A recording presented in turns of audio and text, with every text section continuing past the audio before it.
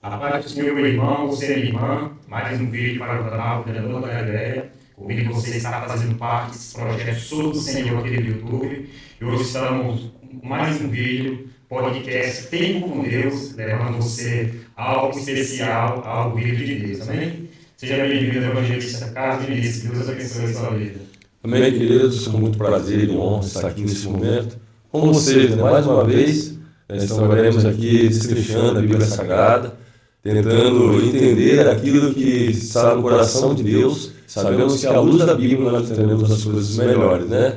Então, com muito amor e carinho, temos aqui um convidado muito especial. Tenho certeza que você vai ser tocado através do Espírito Santo, através da vida dele. Eu quero orar nesse momento, pedir a Deus que nos dê o entendimento dessa palavra, o assunto que irá ser abordado, e vai te chamar muita atenção. E eu tenho certeza que você vai sair desse podcast edificado. Amém? Louvado seja Deus, né, amados? E hoje está aqui no estúdio hoje nosso querido Edson, nosso evangelista Edson, que veio. Glória a Deus. Que na verdade criou aquele tempinho para poder estar gravando aqui conosco, né, Vinícius? Amém. Eu creio que vai ser extra forte que Deus vai fazer tudo. Apoteônico. Agora. Seja bem-vindo, evangelista. Que Deus abençoe a sua vida. Amém.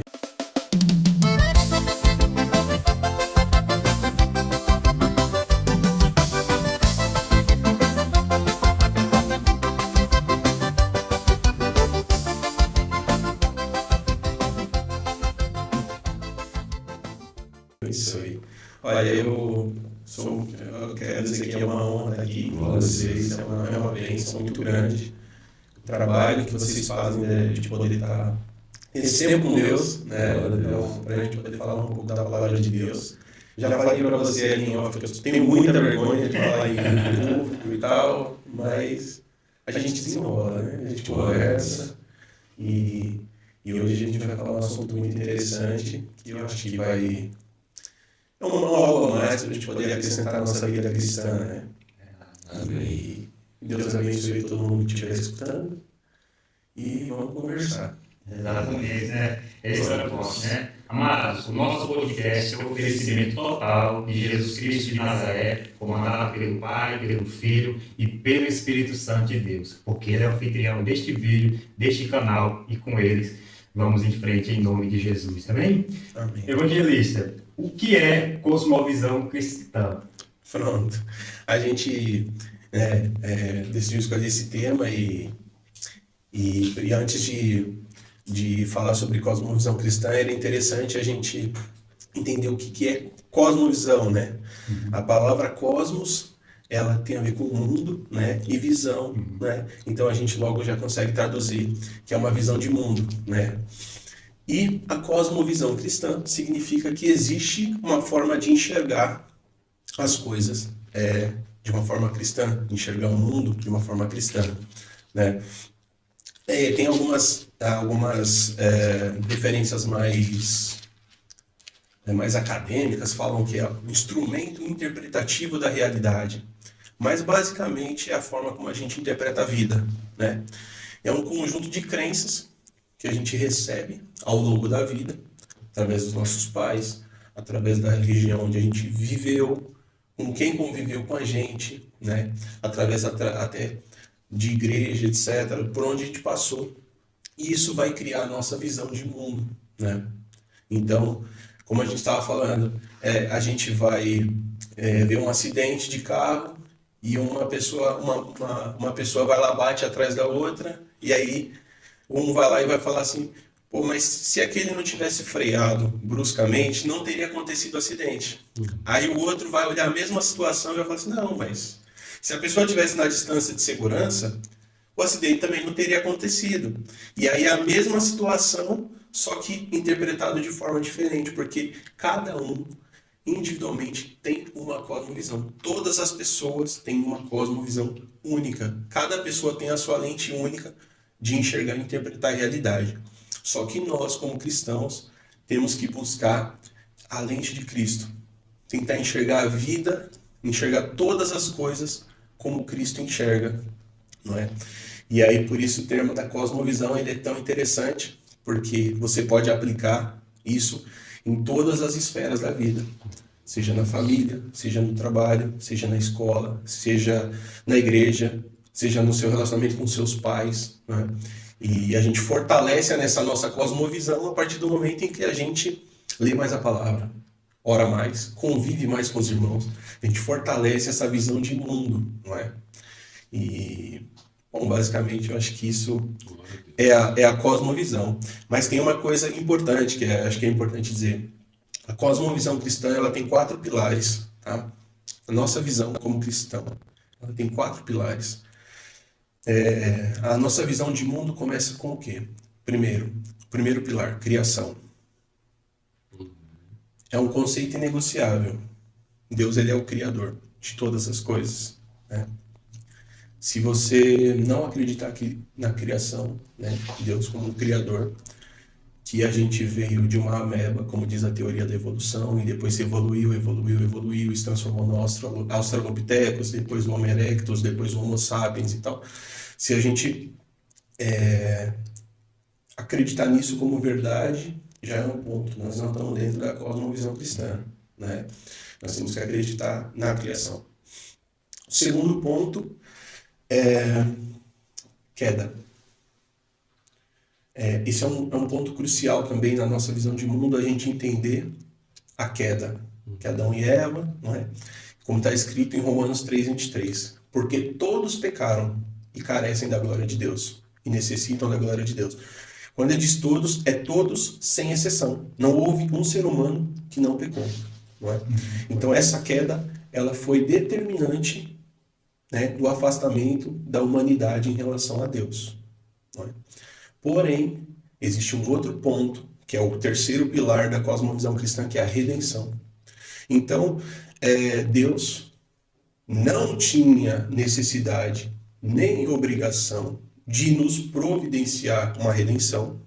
Não tem. Decidiu assim mesmo fazer.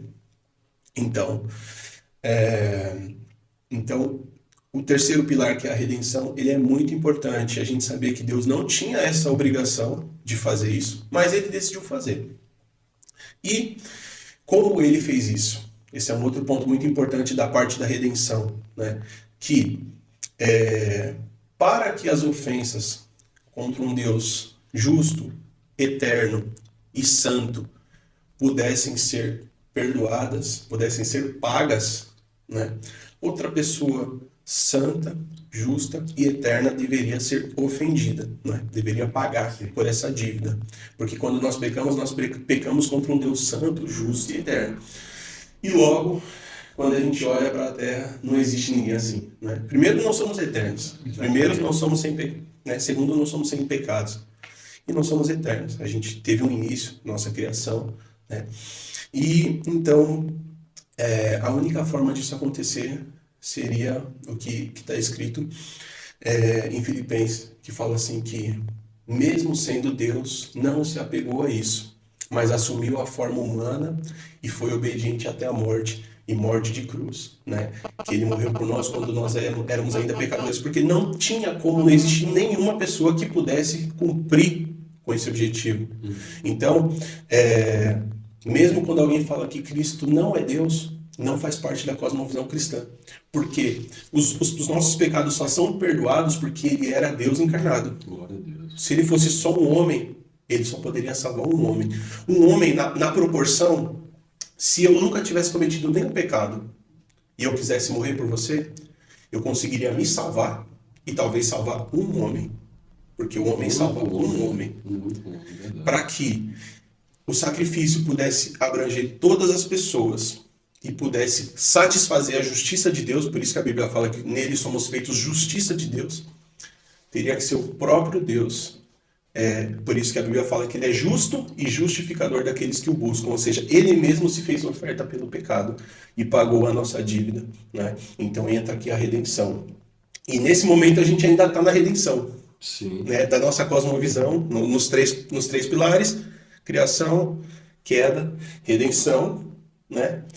E o quarto pilar é a consumação, que é quando essa redenção será consumada, que ainda não estamos não está consumado, que é a glorificação. É quando nós vamos subir, né? E aqueles que morrerão em Cristo ressuscitarão primeiro, e nós que estaremos vivos seremos arrebatados com eles nos ares. E aí será a consumação da nossa redenção, né? E dentro desse parâmetro da redenção, é muito importante o cristão saber que ele está nesse ponto da história. Glória a Deus. Porque a Bíblia fala, eu até tenho aqui uma colinha aqui, mas em Coríntios fala que nós temos o ministério da reconciliação, para reconciliar todas as coisas com Deus. Então, o objetivo de Cristo é reconciliar todas as coisas. Quando eu diz todas as coisas, não são só as pessoas. Tudo. É os animais, é a música, é a arte, é o trabalho, né? E aí a gente pode entrar depois nesse ponto aí, não sei se... É interessante, né, Vinícius, o assunto, né? Você já conhecia sobre o assunto? Eu conheço um pouco sobre o assunto, né? E o que o Edson abordou aí foi muito interessante, porque isso extrai conteúdos preciosos, né? Preciosos da Bíblia Sagrada, que às vezes são deixados de lado. Eu queria só apimentar aqui o assunto, falando um pouco também sobre o que o Edson falou, o evangelista Edson. Só Edson. A cosmovisão de Deus. Você falou no início sobre o primeiro pilar. A cosmovisão de Deus. Você já entendeu sobre o que é a cosmovisão de Deus? Porque se cosmovisão é o modo de vista de você enxergar as coisas, você já parou para pensar sobre o modo de vista de Deus enxergar as coisas? Exato. Porque já pega no jardim. Era fácil, né? Pecou, vou exterminar da face do jardim, ou da face da terra. O fulminar está resolvido, eu não preciso de ninguém. Né? Eu não dependo de ninguém, eu não tenho carência emocional, porque Deus não tem. Exatamente. Ele fala assim, eu não preciso, né? Tudo é fácil para Deus, né? Até mesmo nisso. Só que existe uma coisa que Deus tem, que a Bíblia fala assim, que aquele que não ama não conhece a Deus, porque Deus é amor. Porque não tem explicação, não tem razão porque Deus fez o que fez por nós. É porque ele é amor. Ele não tem amor, ele é o próprio amor. E esse ato de decidir salvar o homem não tem um ganho para ele. Não tem assim, tipo, eu vou lucrar com isso. Não, eu quero, eu amo, não é? Por amor, né? Amor, assim, eu amei o ser humano. Deus amou o mundo de tal maneira que deu o seu Filho unigênito para que todo aquele que nele crê não pereça, mas tenha vida eterna. Era necessário, né? Ele agir com amor, porque Deus ele é a justiça, né? Vou condenar a serpente, vou condenar Satanás. Quem foi que causou esse problema? Né? Ele já colocou ali a justiça dele, mas o que mais trouxe cura ali, nessa cosmovisão ali, é o modo de vista de Deus consertar as coisas, né? Coloca sobre Adão, chama Adão pelo nome, entende? Coloca sobre Adão ali a sua justiça, mas tudo é tratado com amor, porque tudo no Jardim do Éden teve um significado, né? Me ajuda aí, Edson. As folhas, né? Sim. Ele ter tirado ele do jardim, Sim. né? Ele ter colocado sobre ele a multiplicação, ter colocado ele o trabalho. Agora você vai ter que trabalhar. Mais, né? Ele já trabalhava, só que agora vai ser mais difícil. O trabalho ele faz parte do ser humano e até uma coisa da cosmovisão também, porque o trabalho não é algo ruim. Na verdade, ele é muito bom.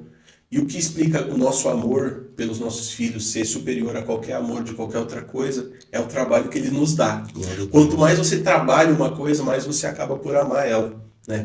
Então, quando você tem uma situação na sua vida, espiritualmente falando, uma coisa só é tua quando você trabalha nela.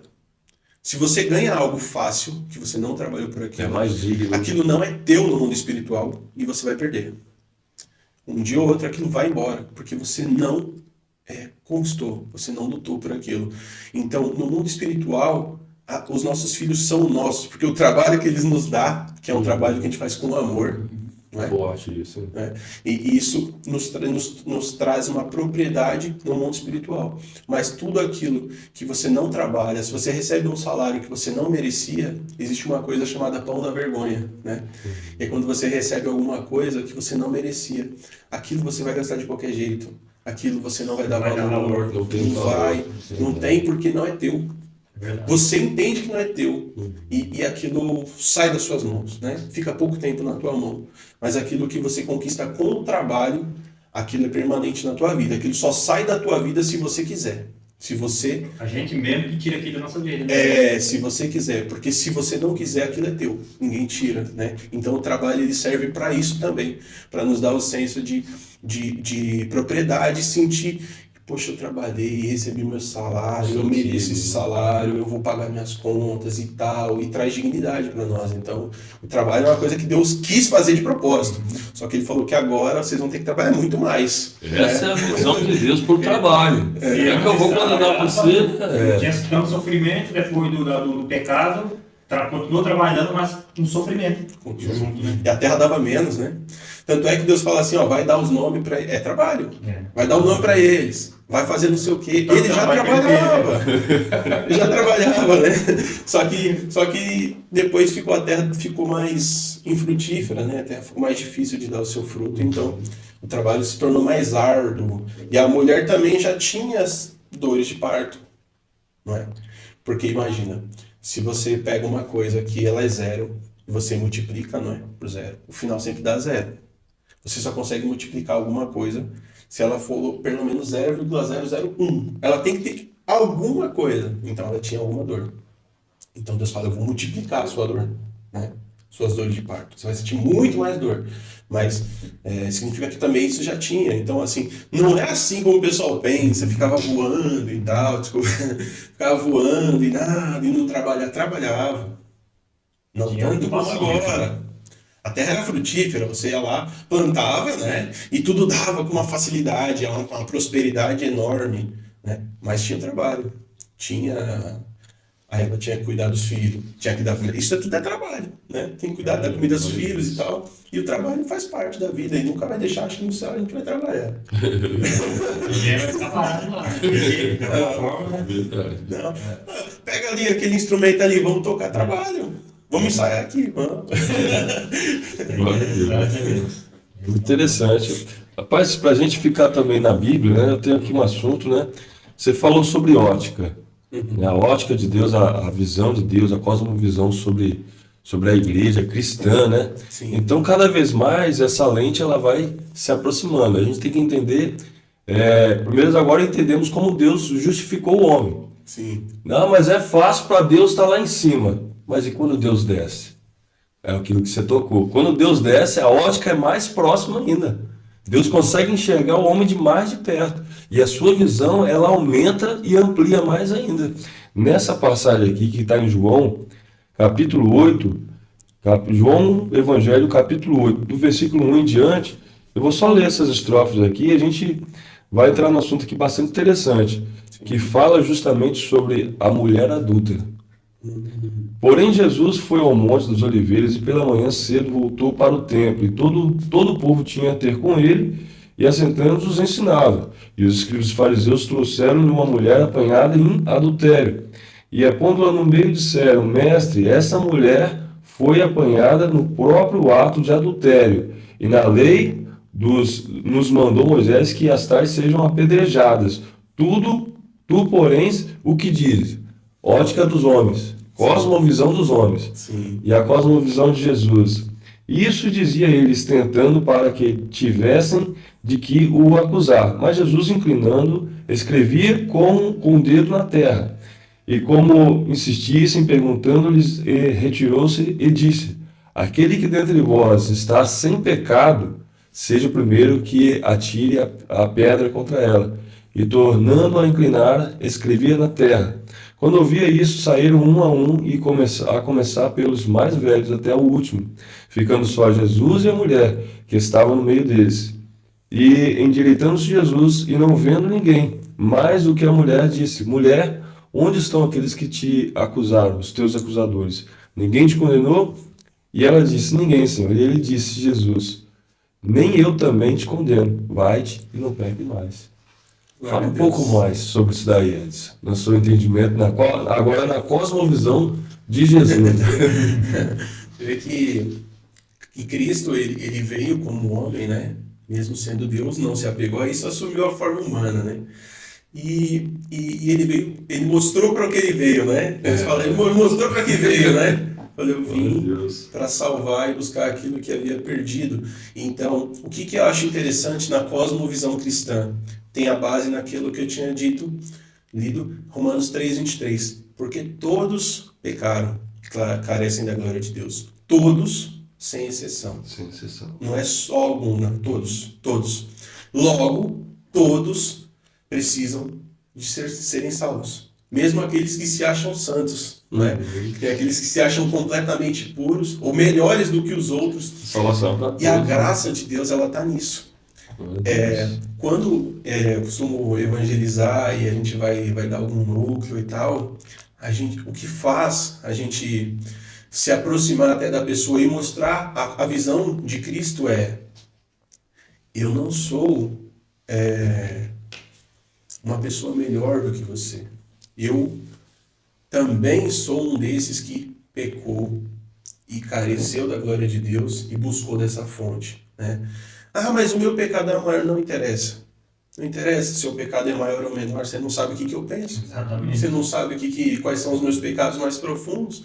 Então, quando você se coloca no sentido de não impede igualdade do momento, porque quando você está em Cristo, nova criatura você já não é mais um pecador, você já é uma pessoa regenerada e transformada, mas no sentido de tipo assim, olha, eu também estive aí.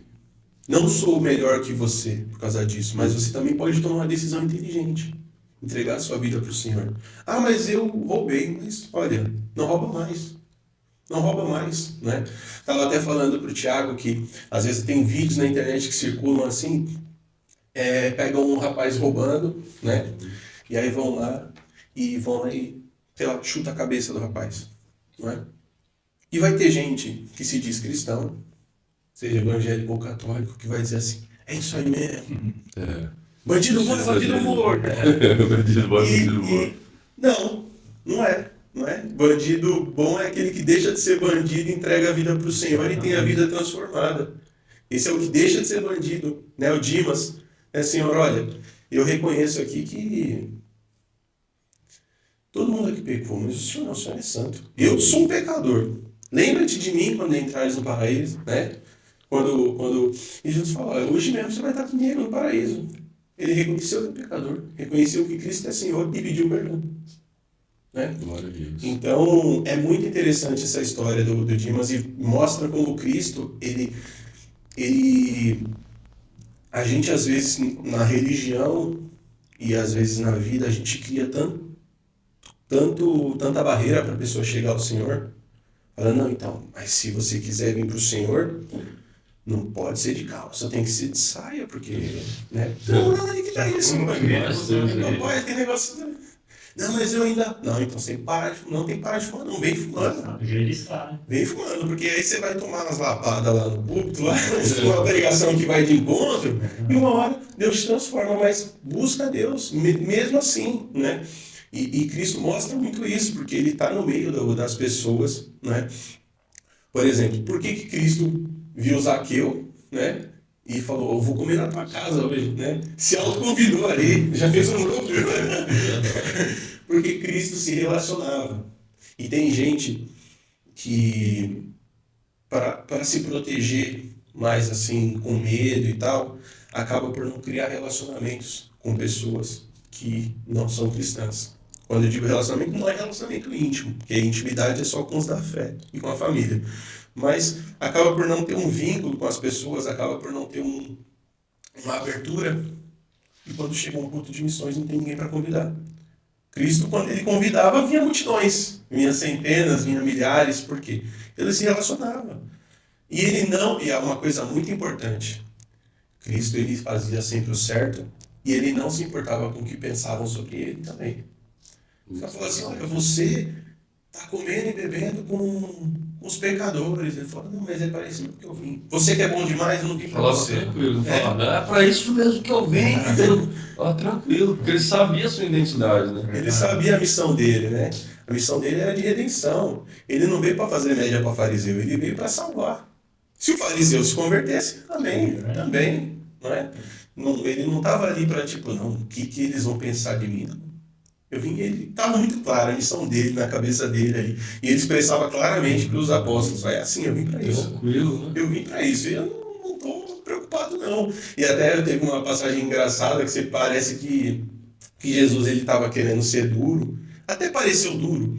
Mas foi para dar um choque de realidade nos apóstolos, porque ele estava pregando uma mensagem, eu acho que era até sobre adultério, se eu não me engano, que aí o pessoal fala assim, meu, essa palavra é muito dura, assim, ó, o povo tá tudo indo embora. Olha, se quiser pode ir também, né? Eu não estou aqui para agradar vocês, não estou aqui para agradar ninguém. Eu vim para agradar o meu pai. Agora, se vocês quiserem ir, também pode ir. Não é? Não vou te prender, não é por força nem por violência. Aí Pedro falou, não, que isso? Só o Senhor tem palavra de vida eterna. Eu não quero saber, não. Vamos aqui, vou ficar aqui, vou aprender, vou me converter, né? Pedro teve a conversão completa depois da descida do Espírito Santo. Mas foi um processo que ele foi passando, né? Vários deslizes no meio do caminho, cortando a orelha do outro e tal. Mas ele não saiu de perto, né? Teve aquela questão dele ter negado e tal, mas é todo um processo, né? Mas é interessante que Cristo é nesse sentido, sabe? A gente tem que saber muito bem qual é a nossa missão. E a gente está nesse momento com o ministério da reconciliação, que é reconciliar todas as coisas com Deus. Quando é todas as coisas é o meu trabalho, é a minha família, é os meus filhos, as pessoas que estão perto de mim, como é que eu posso trazer algo mais de Deus para elas? Talvez você não consiga diretamente falar assim, vamos orar aqui agora. Porque às vezes as pessoas vão falar assim, cara, é estranho, né? Eu nem sou crente, sou ateu, cara, que eu oro e tal. Mas você pode se mostrar um apoio para essa pessoa, né? Ele está mal e tal, passa por uma situação, fala, cara, eu sei que você não acredita, mas eu posso orar pela sua família. Não nega. A pessoa não vai, porque ela vê que é sincero, você não está fingindo, né? E nesse ministério da reconciliação, que é a parte da redenção, né, que nós estamos, né? E eu queria falar uma coisa importante sobre a cosmovisão cristã também, que uma das coisas que, quando veio a Reforma Protestante, em 1500, com Martinho Lutero, Zwinglio e Calvino e todos os reformadores, uma das coisas que eles queriam derrubar é que a Igreja Católica, ela fazia sempre uma separação de santo e profano. Tudo que era feito para e dentro da Igreja Católica era considerado santo. Sim. Tudo que era feito fora era profano ou secular, como a gente fala. E o que acontece? Ser um padre na Idade Média era considerado algo santo. Mas você ser um comerciante era considerado profano. Você era uma pessoa inferior, vamos assim dizer. Porque você era um comerciante ou porque você era um sapateiro, né? Estava no sapateiro. Né? E uma das coisas que a reforma veio para descortinar, tirar essa cegueira que existia, né? Existia um tapa-olho ali para as pessoas que não era bem assim, né? Então o que acontece? Um sapateiro chega até Lutero e fala assim, olha, Deus me alcançou, estou convertido aqui, né? E agora eu quero fazer uma coisa para Deus. Fala, não, tudo bem, pode fazer, né? Ele, não, mas eu quero fazer alguma coisa dentro da igreja, né? Sei lá, eu quero varrer a igreja, eu quero fazer alguma coisa na igreja e tal. Eu quero. Ele falou assim, mas o que você faz agora? Ele falou, não, eu sou só um sapateiro, né? Sabe como é que é? Porque ele vinha com aquela mentalidade católica, tipo assim, eu sou um profano, né? Sim, eu sou um comerciante normal. Aí ele falou assim, pô, que bênção, né? Você é um sapateiro. Ele falou assim, eu já sei o que eu vou fazer. Todo sapato que eu vender, eu vou colocar uma cruz assim no sapato, assim. O Lutero falou assim, não precisa. Ele, não, mas o que eu faço? Eu quero fazer uma coisa para Deus. Aí ele falou, você é um sapateiro, né? Ele falou, é. Ele falou, então faça um bom sapato e venda por um preço justo. Você vai estar fazendo algo para Deus dentro daquilo que é colocado nas suas mãos, não é? Então, a cosmovisão, ela abrange todas as áreas da nossa vida. Nem sempre uma música que ela não é produzida para a igreja, ela não é cristã. Por exemplo, eu compunha bastante música, compus bastante louvores, né? E até esqueci de trazer o violão. Quase que eu tava no carro, Olha, senão ele tocava alguma coisa aqui. Mas eu já fiz músicas para minha esposa, dizendo quanto ela era especial para minha vida, etc. e tal. E aquilo glorifica a Deus também. Não precisa de ser uma coisa que diz o tempo todo, Deus, Deus, Deus, Deus, sabe? Dentro da igreja, nós temos o louvor, a música sacra, que é para o culto religioso. Mas na nossa vida prática, ouvir uma música que não é louvor nem sempre é pecado. Como também a gente estava falando, existem músicas que são gospel, né? Mas que ela não carrega a cosmovisão cristã. Tem aquela música, eu acho que é a... Fala assim, olha, quem te viu passar na prova e não te ajudou? Quando vê você na vez, você vai se arrepender. Vai estar você na plateia, você vai estar no palco, né? E o que acontece? Qual é o problema dessa música? Porque ela não estimula o sentimento cristão, que é de humildade, amor ao próximo. Ela estimula o quê? Da pessoa ficar com inveja de você ficar por cima, soberbo e tal. Isso não traz um sentimento cristão de arrependimento, de humildade, entendeu? Que Cristo era humilde, né? Ele fala, aprendei de mim que eu sou manso e humilde de coração. Então a nossa pergunta, muitas vezes, a gente não tem que se perguntar se aquilo é gospel ou não. Nem sempre o que é gospel é cristão, né? Tem muita música, não é muita, mas não tem muita porque eu vou estar mentindo. Tem algumas que não são cristãs, né? Elas são antropocêntricas. O que é uma música antropocêntrica? É uma música que tem um homem no centro. Ela não tem a finalidade de glorificar Deus, que é uma música teocêntrica, que tem Deus no centro, né? Então, nem sempre uma música que você põe gospel, se põe gospel, mas não é de Deus, né? É gospel, é de Deus, né?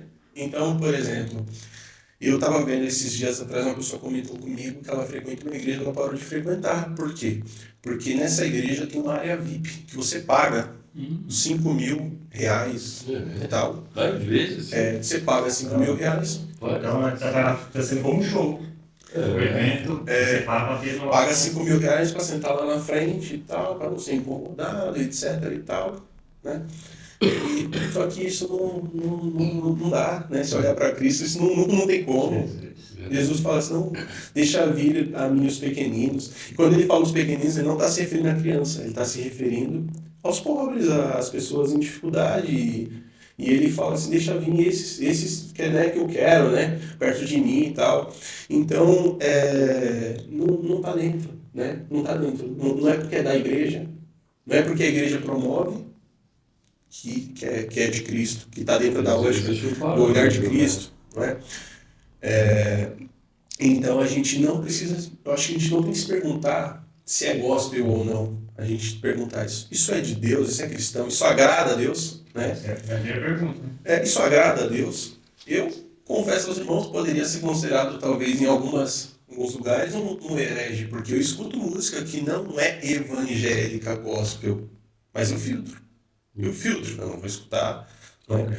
Qualquer coisa. Tem ritmos que não agradam mesmo a Deus, né? Vou dar um exemplo, não sei se vai ter alguém que goste, mas é um ritmo que ele não agrada a Deus, é o funk. Não agrada, não tem como você botar uma letra. Isso é evangélico com um ritmo de funk. Então, e não tem como, porque ele é um ritmo que a batida que é utilizada, ela é utilizada para invocar pombagira, alguns espíritos, algumas entidades do espiritismo. Então ela já foi feita com essa finalidade para invocar espíritos malignos, né? Vai ter muita gente que vai me crucificar por causa disso. Mas a verdade é que não dá para você converter esse tipo de ritmo. O que você pode converter é a música. Você não tem como converter tudo. Não dá para converter tudo. Tem coisa que você tem que abandonar. Não é? Desde isso o cigarro gospel. Não tem como ter cigarro, não tem como ter cigarro gospel. Até hoje não foi criado, né? O povo pode criar tudo, mas olha, Se eu narguilé gospel, não tem como, né? tudo é gospel. Então, assim, tem coisa que não dá para conciliar, né? Ela foi feita com objetivo e às vezes a pessoa está ouvindo aqui um funk gospel e ela não entende porque aquilo começa a trazer memórias para ela, coisas mais parte da parte sexual que ela viveu e ela... Porque é um tipo de ritmo que foi feito para... Ele vai evocar a parte mais primitiva do ser humano, não é? Por isso também torna a pessoa mais violenta, torna a pessoa mais insensível, né? Então, não tem como, né? Tem coisa que você pode dizer que a música é do diabo, a música não é do diabo. Algumas músicas são. Então, por exemplo, eu estava vendo uma reportagem falando sobre cosmovisão, né? Eu estava vendo uma reportagem de uma comunidade, uma favela, o nome que quiser dar, não sei se era no Rio de Janeiro, em que eles começaram a colocar música clássica para a criançada, desde pequena, né? A verdade é que aquilo reduziu a criminalidade lá para baixo, música clássica. E depois, mesmo os traficantes não tinham mão de obra, não tinha gente que queria. Porque o cara que toca piano, que toca um instrumento clássico, ele não quer se meter com isso. Não. Entendeu? Então, assim, tem coisas que a gente tem que pegar para nós e considerar como coisas. E até eu queria ler, se você ficar mais fácil até pra gente. Sim. O Filipenses 4, versículo 8. Se conseguir encontrar mais rápido. O início está mais rápido. Filipenses 4. Tá aqui, né? 4, 8? Filipenses 4, 8. Tá aqui. Quanto ao mais, irmãos, tudo que é verdadeiro, tudo que é honesto, tudo que é justo, tudo que é puro, tudo que é amável, tudo que é de boa fama. Se há alguma virtude e se há algum louvor, nisso pensai. Amém? Ou seja, é uma coisa honesta, uma coisa verdadeira, é uma coisa de Deus. Né? A verdade, ela não se torna mentira independente. A verdade, ela é sempre verdade. Ela nunca deixa de ser verdade. O que é honesto nunca deixa de ser honesto. Né? Aí dá vários, né, tópicos. Ou seja, e em algumas traduções fala, com isso ocupai a vossa mente. Né? Ocupar a vossa mente com essas coisas. E tentar agir dessa forma. Né? Isso é a cosmovisão em todas as áreas da sua vida. Você falar assim, a música é do diabo. Não, não é do diabo. A música é a música. Agora, o que vai dizer se ela é do diabo? A letra. O ritmo. O que ela é de Deus? O que ela está exaltando, né? O ritmo. O que ela exalta? Por exemplo, tem uma música portuguesa, a gente está em Portugal, os portugueses conhecem, né? Que fala sobre um casal que está falando sobre o filho, e quando o filho crescer, e que vai ter um amor para a vida toda, etc e tal. Aquilo é de Deus. Você não vai louvar ao Senhor na igreja com aquela música porque não é essa a finalidade. Mas a nossa vida, a gente vive em família, a gente tem filho, tem trabalho. Então uma música que ela desenrola a respeito disso de uma forma que não fere os princípios da palavra de Deus, isso pode ser consumido, assim como uma arte, assim como um esporte. Né?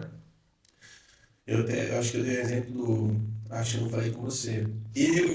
Na minha visão, na minha ótica, posso também tomar outro tiro aqui. Eu não acho, por exemplo, que o UFC ele se enquadra dentro da cosmovisão cristã. Tem alguns outros esportes, mas isso eu acho que não. Por quê? A finalidade do jogo, vamos supor, do futebol, pode acontecer a pessoa dar um carrinho, o cara se machucar. Pode acontecer. Mas esse não é o objetivo do jogo. O objetivo do jogo é o gol. O UFC é estourar a cara do outro. É abater ele. É agredir a semelhança de Deus. Você derrubar o cara lá e deixar ele desacordado. Né? Esse é o fundamento. E ele é a imagem e semelhança de Deus. Então, assim, mas tem bastante cristão que gosta de UFC. Mas olhando pela ótica, né, da visão de Deus, não faz sentido nenhum aquilo ali, né? Agora, por exemplo, toda arte marcial é ruim? Não. Por exemplo, se você for numa luta de jiu-jitsu, o cara não tem a intenção de quebrar o braço do outro. Ou de dar uma matadela até o cara apagar. Não. Porque ele dá a chave, ele é uma coisa de defesa pessoal. Ele vai lá e realiza ali a imobilização, a pessoa bate, ele solta, ele ganha. E tem algumas que é por ponto e tal. Mas uma luta livre, por exemplo, não. Você vê o cara no chão e o cara chutando a cabeça do outro no chão. Isso não pode ser. Isso não pode ser uma coisa de Deus. Isso não pode ser uma coisa cristã. Né? E eu conheci bastante cristão que gosta de UFC. Mas dentro da visão de Deus em relação às coisas, você vê que não é compatível. Né? Então a luta é do diabo? Não. Depende da luta, depende. Né? A música? Depende. A arte? Depende. O trabalho também. Você pode trabalhar com uma fábrica e produzir um telefone, um carro, e você pode também trabalhar com um traficante e vender droga. O que vai determinar? O trabalho não é do mal, né? É como se trabalha, né? E tem um versículo que até foi lido na igreja, mas é um versículo que eu gosto muito, que eu acho que baseia muito assim a nossa vida. É 1 Coríntios 10, 31, que você fato glorificar Deus. Beber um suco de laranja pode glorificar Deus, né?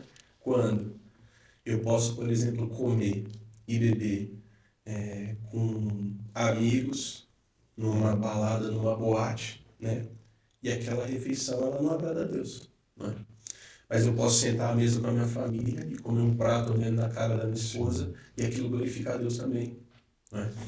Não é só ir para a igreja glorificar a Deus. Não é só quando eu falo a palavra Cristo para a pessoa, estou glorificando a Deus. Estou glorificando a Deus quando eu chego no horário. Estou glorificando a Deus quando eu não falto, quando eu não minto, quando eu sou honrado, quando eu honro meus pais, né? Então, quer comais, quer bebais, ou façais qualquer coisa, faça tudo para a glória de Deus, né? Então, até o sapateiro que fez um bom sapato vendeu por preço justo. Isso glorifica a Deus. Fala assim, onde eu compro o sapato? Aqui, ó. O sapato é bom, o preço é justo. Né? Isso traz referência. Todo mundo compra aquele sapateiro. Uma hora eu vou perguntar, por que todo mundo enfia a faga aqui e você cobra um preço justo? Por que todo mundo põe o sapato ganha, você faz o melhor sapato? Aí você explica. Aí onde entra, né? Aí você fala assim, não, é porque eu aprendi do Senhor que tudo que eu fizer eu tenho que fazer bem feito. Com excelência. Fazer com excelência, com qualidade, que eu não posso me aproveitar dos outros. Eu tenho que ter meu lucro, mas eu não preciso aproveitar que está todo mundo com sede e agora eu vou cobrar R$1.000 um litro de água. Né? E aí onde a gente estava comentando que a cosmovisão cristã ela não se alinha nem com o capitalismo, os sistemas políticos, e nem com o comunismo. Ela bebe um pouquinho de cada coisa, mas a nossa lente, a base interpretativa é sempre a visão cristã, a cosmovisão cristã, a palavra de Deus. Né? Então, numa situação onde tem escassez de água e você vende água, você pode muito bem falar assim, ter R$2.000 um litro de água. Quem não tiver dinheiro que vai morrer de fome, morrer de sede, não é? Isso é o capitalismo, né? Que é como é aplicado. Geralmente é assim que se faz. Quando tem escassez de oferta, o pessoal sobe o preço e paga quem puder, né? Se não puder comer carne, você vai comer salada, vai comer ovo, vai comer o que der, porque a ideia é o lucro, né? E o cristão pode ter lucro, mas o lucro dele vai ser sempre limitado pela consciência cristã dele. Acaba por ser imoral, tão imoral que, não, mas não fiz nada de errado. Dentro da lei não fez nada de errado, não é? Mas não é a lei dos homens que serve para nós, é a lei de Deus. Se eu sei que eu aumento ao ponto de que vou aumentar o preço dos alimentos, que ao aumentar o preço dos alimentos vai ter gente que vai passar fome, como é que eu vou ficar assim com Deus? Né? Não, eu sou cristão, não fiz nada ilegal. Ilegal você não fez, mas imoral sim. Na lei de homem ele não fez nada. Na lei de Deus ele foi ganancioso. Ele poderia vender pelo mesmo preço, ganhava do mesmo jeito, mas se aproveitou da situação. Né? Aqui em Portugal o pessoal costuma falar muito palavrão. Né? Aí você fala assim, fala palavrão e tal. Mas isso aí é cultural. Tá? Aí quando diz que é cultural, dá a entender assim, se é cultural, não está errado. Todo mundo faz, não é pecado. Eu já vi gente ser, não lembro quem foi também, se eu lembrar, você ia falar o nome. Mas, um cristão fala a palavra, não é pecado, porque aqui todo mundo fala, como assim? Como assim? Não, é assim, não é porque é cultura que é boa. Né?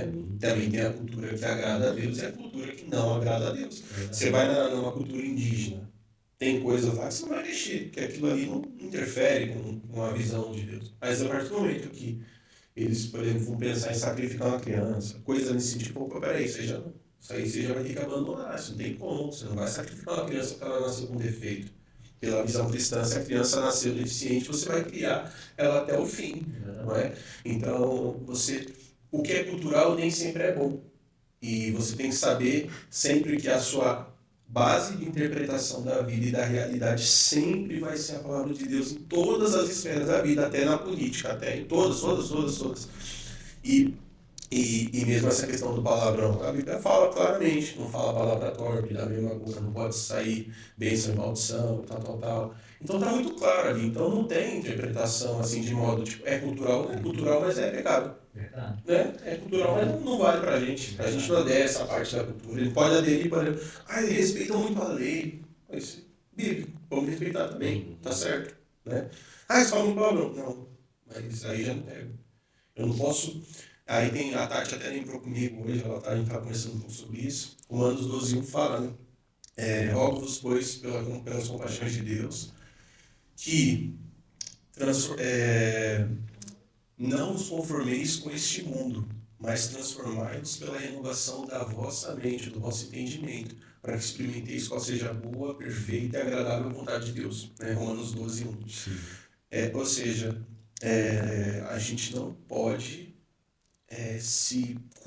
a nossa cultura é a cultura do reino. Né? Já vi algumas pessoas falando assim, né? Mas a verdade é essa. A gente não é desse mundo.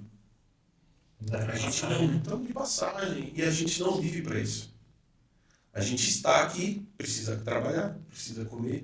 Enquanto a gente trabalha, enquanto a gente come, enquanto a gente vai para a igreja, enquanto a gente leva os filhos na escola, enquanto a gente vive, a gente faz esse ministério da reconciliação. Né? Todo cristão, basicamente, tem que ser um evangelista. Né? É o ministério do cristão. Ele dá testemunho e reconciliar o mundo com Deus. Todas as pessoas, inclusive a música, inclusive todas as coisas. É possível você ser um músico sem fazer música gospel e ser cristão. Sim. Entende? Que o pessoal faz muito essa divisão do santo e profano que tinha, né, há 525 anos atrás, né, antes dos 1500, tinha isso aí. Se é da igreja, é santo. Se não é, profano. Não, você tem que saber. Para isso também a gente precisa ler muito a Bíblia. Precisa entender como Deus vê as coisas, não é? E não corroborar com as teses do mundo, não é? Por exemplo, no comunismo vai dizer assim que você tem que ajudar o próximo. Eu ajudo, beleza, tá certo. Mas quem contra você, você pode matar. Não vou pegar. Você não pega, não tem como. Porque você não foi feito para se conformar. Se conformar é tomar a forma do mundo. Né? A gente começa a andar como eles, a falar como eles, a agir como eles, e aí a gente se conformou com o mundo. E aí ele fala, rogo-vos pelas compaixões de Deus. Não se conforme com esse mundo, não se conforme, transforme ele pela renovação da vossa mente, do vosso entendimento. Então, a gente tem uma visão, né, que é a cosmovisão cristã, que é que eu tenho a palavra cosmovisão. A nossa forma de enxergar a vida, de interpretar a realidade é completamente diferente. Não tem como combinar. Às vezes alguma coisa ou outra vai alinhar, mas nem sempre vai. E eu acho interessante que também tem uma coisa que eu acho que o pessoal não sabe muito diferenciar, é que existe na visão cristã, existe o conceito de graça comum. Sim. E graça especial. A graça comum, ela é derramada sobre todos. O sol brilha para todos, chove, sobe as plantas e tal, a pessoa trabalha, recebe o fruto do trabalho.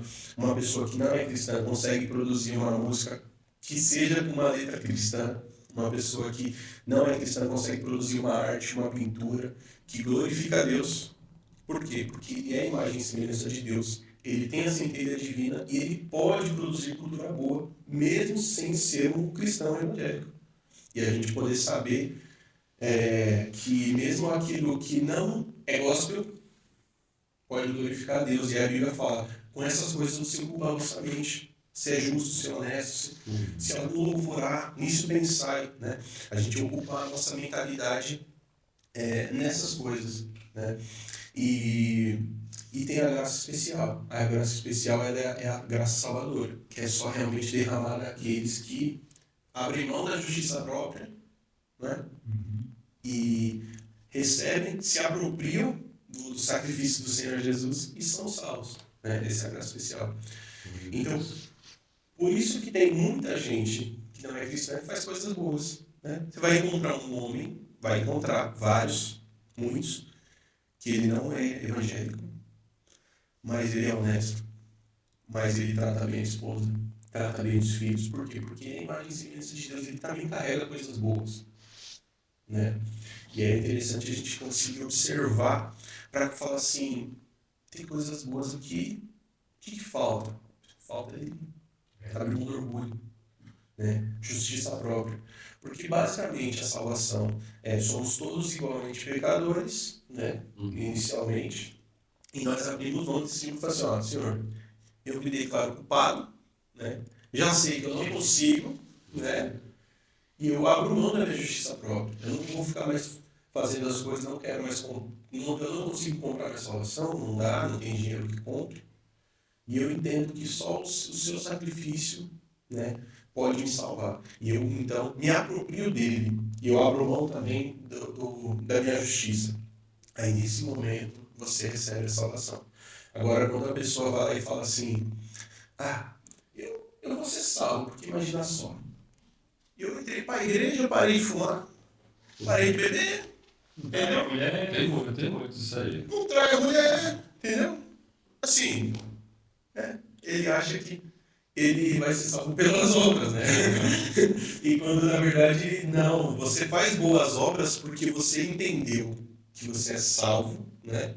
Sem obras. As obras elas acompanham o verdadeiro salvo, né?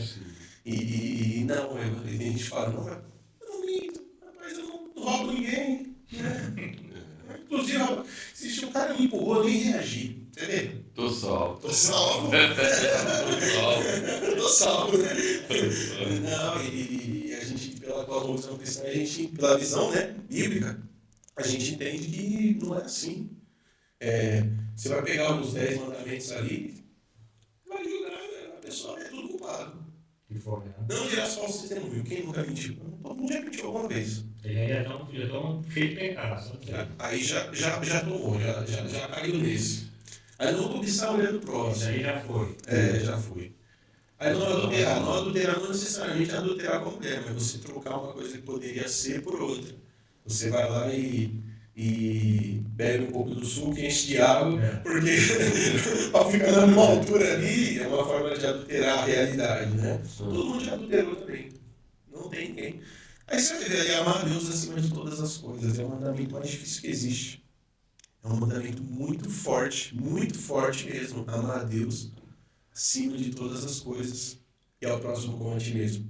Né? E aí a gente vai lá vendo a lista, a gente cai em todos. Honrar pai e mãe, a gente já desonrou alguma vez na vida. Não tem, aí você vai diante de um tribunal desse, você se julga culpado ou inocente? É culpado. Culpado. Não tem um que passa. Você pega os 10 mandamentos para evangelizar para a pessoa, fala assim, não, mas eu não preciso não, vamos ler rapidinho, só os 10 mandamentos. Né? Não mentir e tal, você passa o cara e fala, sou culpado. Você identifica todos, velho. Em todos. Em todos, né? Em todos, né? Então pronto, aí diante da lei você considera inocente ou culpado? Não, sou culpado. Pronto, então aí você, se você entende que você é culpado, né? Deus providenciou uma saída para você. Você também não vai ficar só como culpado, né? Você pode sair dessa situação. E aí a pessoa reconhecendo que ela não merecia, e ela se apropria da salvação do Senhor, aí ela obtém a salvação. Né? Agora, o problema é que fala, não, parei de fumar, parei de beber, rapaz, ninguém é mais crente em casa que eu. Né? Vários momentos da vida, o que acontece? Ela determina tudo. Por exemplo, uma coisa que eu gosto às vezes de comentar, eu e a Tati, quando a gente casou, eu casei quando tinha 18, agora tenho 13 anos já de casado, nem parece, tem bastante tempo já casado. Eu sou mais velho que você. Tá velho já. E tem uma coisa que a gente colocou no nosso, como a gente já tinha essa cosmovisão cristã, né? A gente colocou na nossa vida que, independente do que a gente passasse, a gente não ia colocar nunca a hipótese do divórcio na mesa, nem se ia falar essa palavra. Não vai, né? Por quê? Porque a Bíblia fala que Deus odeia o divórcio. E eu não vivo para mim, eu vivo para Cristo. Né? Não vivo eu, mas Cristo vive em mim. Então, a gente, a partir do momento que a gente é muito forte, porque você é o amar a Deus acima de todas as coisas. Minha vontade é jogar tudo pro alto e ir embora, né? Dependendo da situação lá. Mas não, eu não vivo para mim. Eu vivo para Deus. E aí você não divorcia. Você não divorcia, você fala, não. Eu entendi pela palavra. Né? Pode ser que eu já conheci pessoas que já tinha um outro relacionamento, daí depois acabou se firmando conhecendo o Senhor. A partir do momento que ganhou conhecimento, você já não pode mais colocar essa hipótese. Né? Eu falo assim, peraí, não. Divórcio, esquece isso aí. Já falou besteira.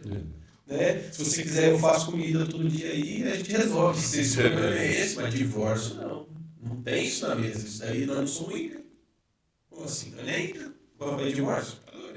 Então a gente nunca colocou na mesa, e eu agradeço muitas vezes porque a gente passou por dificuldades, sim, todos os casais passam, todas as pessoas passam, principalmente no começo do casamento, a gente era muito novo, né? Eu não sabia fazer muitas coisas em casa, ela sofria com isso e tal. Só que nunca foi colocada essa hipótese. Então, qual que era a minha? Olha, eu não sei fazer um negócio em casa, eu tenho que ver uns vídeos no YouTube, eu tenho que aprender a fazer, porque não tem como sair da situação, é fácil, né?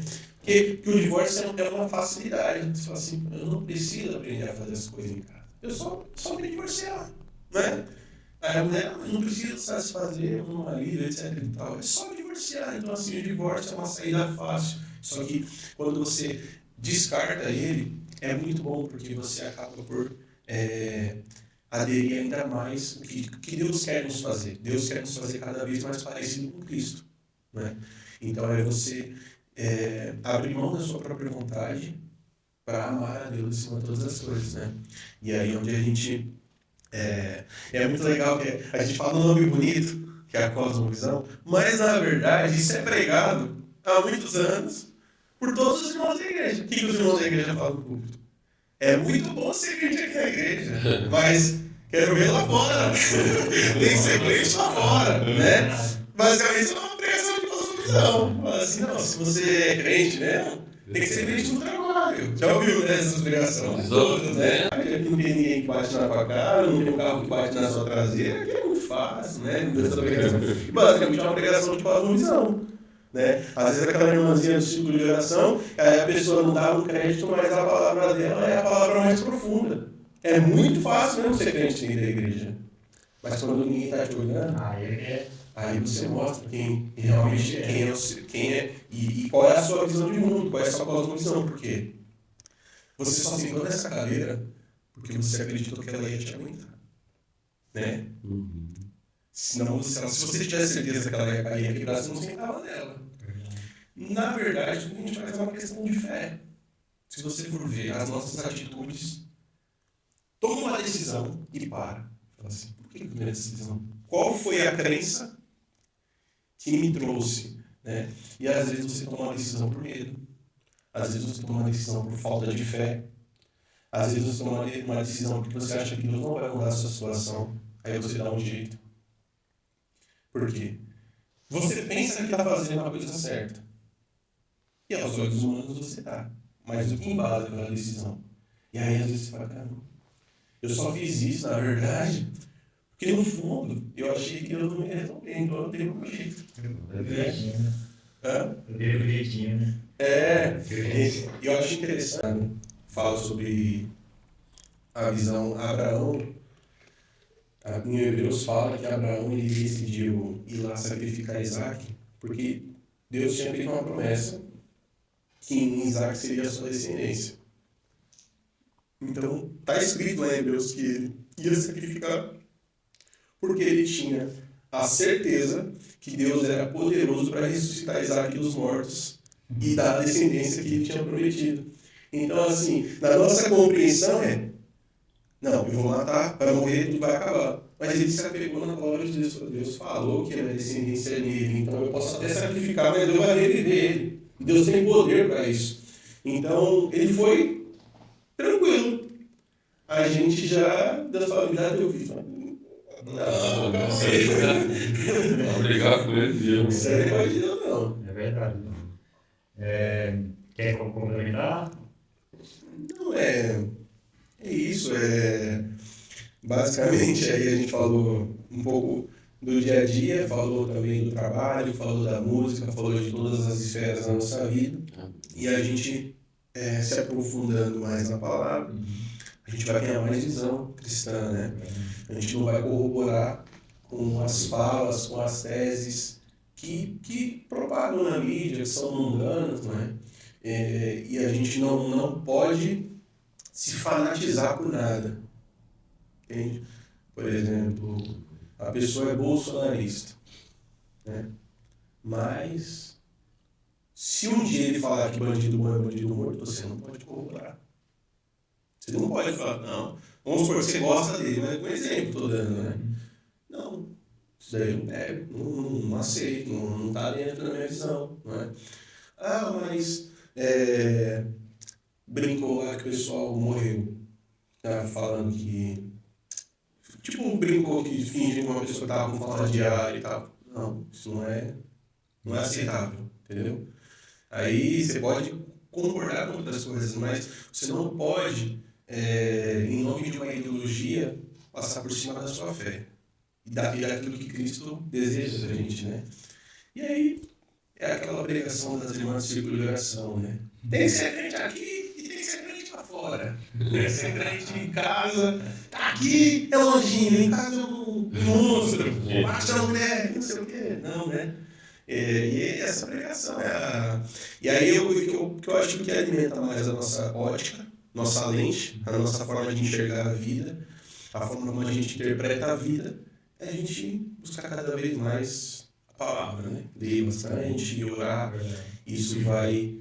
que essa palavra é uma palavra bonita, mas na verdade é simples. Tem até aquele filme, né? Em Meus Passos que Jesus faria, né? Que é o que você falou, né? Tipo, se Deus estivesse aqui, o que ele ia fazer agora? Será que ele ia dar um soco na cara desse homem que bateu no meu carro? Ou ele ia pegar e anotar a placa e depois ia resolver com calma, né? A gente tem sempre que pensar que a gente... Não, mas todo mundo bateria, todo mundo, mas eu não. Mas todo mundo ia xingar, mas eu não. Eu não tô aqui para ser todo mundo, não tô aqui para agradar todo mundo, né? Sua visão é diferente, né? E assim, por exemplo, uma aplicação prática no trabalho. Eu trabalhava numa fábrica e eu tinha uma chefe. E ela era um pouco dura mesmo, era verdade. Mas todas as vezes que eu tinha alguma coisa para falar para ela, eu chamava ela de canto, uma hora que ninguém estava vendo, e falava, olha, você fez isso, eu não gostei, que não sei o que e tal. Ah, mas por que você não falou na reunião? Eu não quero tirar a autoridade da senhora, eu não quero se mostrar uma oposição à senhora, eu só estou falando. Ah, tá, me perdoa, eu não queria e tal. E com o tempo aquilo ganhou um respeito enorme. Então ele trava qualquer pessoa nova, ó, pode ir lá com ele, que ele vai te dar o treinamento, ele vai te ensinar o trabalho. E ela chegava e até contava coisas para mim que não falava para os outros funcionários. Olha, tipo, semana que vem a gente vai ter que mandar os funcionários embora. Ela sabia que não ia sair dali, né? E por acaso eu acabei saindo da empresa porque eu quis e tal, pedi demissão, porque eu quis tomar outro rumo na minha vida. Mas se houvesse algum cargo de confiança, muito provavelmente seria para mim, porque eu não era desleal, né? Se alguém vinha falar mal dela pra mim, eu falava, não, pra mim não. Se você quiser, você vai lá e fala, não, vamos falar de outro assunto. Agora, vai falar mal de alguém? Não, vamos lá. Não, como assim? Não, vamos lá, vamos chamar ela, você vai falar com ela e resolve. Não tem problema nenhum. Aí você fala, ela vai se defender, ela vai falar, olha, não era bem assim, você interpretou errado e vocês vão se acertar. Agora você ficar aqui na linha, falando pra todo mundo, na linha de produção, difamando a pessoa, comigo não vai colar, você pode falar para outro, para mim não. E isso é uma forma de enxergar a vida, né? Que isso trazia um respeito. Então, quando a pessoa precisava falar alguma coisa que não podia contar para ninguém, vinha falar comigo. Né? Já teve até uma pessoa que veio confessar um pecado para mim, que era cristão e não tinha coragem de falar na igreja. Ele falou, não, vai chamar seu pastor, conta o que você fez. Tenho certeza que se ele for um homem de Deus, ele vai te ajudar, ele não vai te... né? E eu acho que é isso, a gente se mostrar confiável, se mostrar leal é uma das coisas de Deus. Então, muitas pessoas, né, inclusive que o evangelista Luiz falou a respeito da visão, da cosmovisão do mundo, né? Que não é a cosmovisão cristã, que não é a forma de enxergar a vida, de interpretar a vida a partir, né, de Cristo, a partir da visão que Deus tem em relação às coisas. E no mundo diz muito que tudo é relativo, não é? Mas a própria afirmação, ela é contra essa questão do relativo, porque para você afirmar que tudo é relativo, você tem que afirmar uma verdade absoluta, né? Se você afirmar tudo é relativo, você está afirmando uma verdade, uma afirmação absoluta. Mas até a sua afirmação não é válida, até a sua afirmação é relativa. No final, nada é nada, não existe nada, né? E a gente comentou um pouco antes que você vai no médico com a garganta infeccionada, o médico ele vai te dar uma receita, ele vai falar assim, olha, você pode tomar aqui o antibiótico ou você pode tomar um veneno de rato. É relativo. Você pode... Assim, então, assim, você percebe que na vida não é assim. Não é tudo relativo. Tudo é relacionado a algo. Mas a verdade, por exemplo, não é relativa. Jesus falou, eu sou o caminho, eu sou a verdade e eu sou a vida. E a verdade, ela é verdade em qualquer lugar. Em qualquer lugar. Se eu estiver aqui, a verdade é uma só. Se eu for lá, a verdade é uma só. Se eu estiver no Japão, verdade nunca deixa de ser verdade. Então, esse relativismo que tem, né, que nós como cristãos, e quem não é cristão, não cai nessa conversa, porque isso é falso. Sim. Né? Existem verdades, existem princípios eternos, e que Deus abençoe a vida dos irmãos. Amém. Amém.